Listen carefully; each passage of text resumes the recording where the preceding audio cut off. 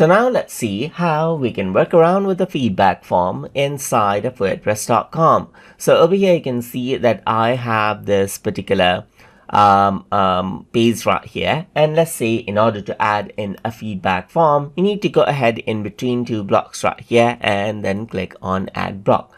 So once you go ahead and do that, if I were to type in feedback, let's say for example, then we can see that feedback form pops up, and as you click on it, the feedback form is inserted right here.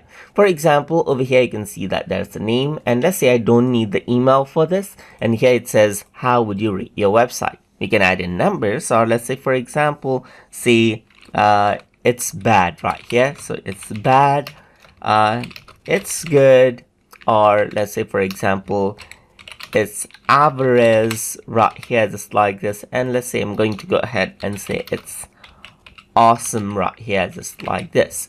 So I got 4 options, and this is what you have, as you can see right here. So you can make this compulsory or optional. So you can go ahead and change around the properties of the form from the right hand side by accessing its properties as well. But let me just go ahead and save this out right here, just like this, and go for the website preview.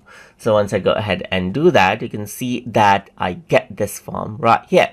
So now I'm simply going to go ahead and say Yandel, and then Mendel right here. Let's say for example, and then I'm going to go for email, which is not required in this case.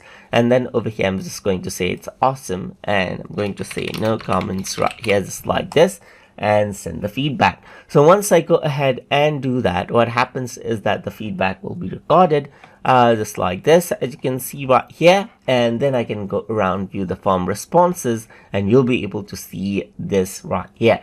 And that is how you can utilize the feedback form block inside of wordpress.com. So I hope you guys learned something as always, and as always, please like, comment, share, and subscribe.